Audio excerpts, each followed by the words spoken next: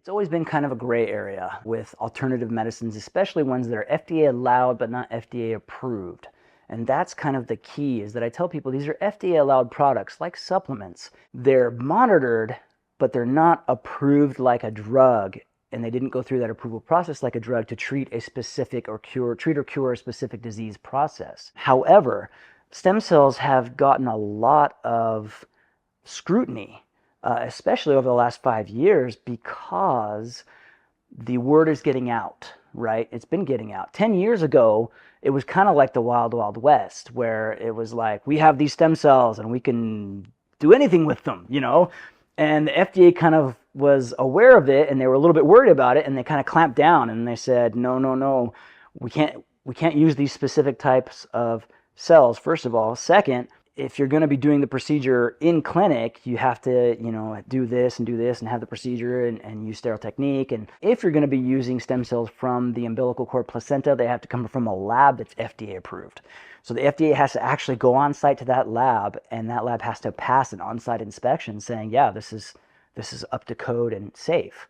Well, back in 2022, the FDA did this and clamped down, and a lot of the labs in the country were shut down because they weren't up to code and up to regulation. And again, I was saying it was kind of like the wild, wild west, where all of these stem cell clinics and stem cell labs were popping up like crazy. And the FDA said, no, we got to regulate this a little bit more. And I agree with them, because there was some things that happened that were not good. And if people misuse the stem cells, or they're marketing them a certain way, or saying that they're stem cells or live cells and they're not, or taking cells and putting them places where they shouldn't put them, bad things can happen. Okay, and so I think the FDA was right in doing that. Back in 2022, we're in the place where there's not a whole lot of labs out there now, because a lot of them got shut down, but the ones that were still open had a really good product.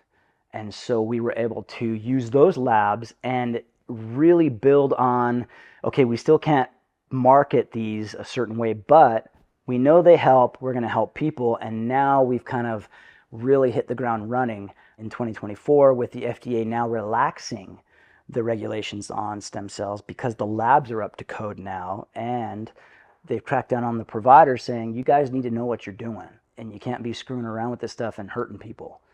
And so now we're reaching our stride, I think, where regenerative medicine, stem cells they're out there, people know about them. It's still a little bit of a taboo subject, because we're not taught about these things in medical school. It's things of the future that maybe one day they might be available and they might help. But that day is today. The studies are out there. I mean, there's ongoing studies right now for things like Alzheimer's disease and heart disease. What's the number one killer in the States? Heart disease. If we can help people get healthier and heart healthier, we can save a lot of people's lives, and that kind of thing. So there's a lot of more studies going on with these mesenchymal type stem cells, these adult somatic stem cells that are safe. We're able to actually market them a little bit more now, thanks to the FDA relaxing the regulations. But again, we still have to stress that these are FDA allowed, not FDA approved. And I go into detail a lot of that in usually my presentations. But basically, we get our stem cells from an FDA approved lab, and then we make sure we know what we're doing and use proper technique, and we can help a lot of people.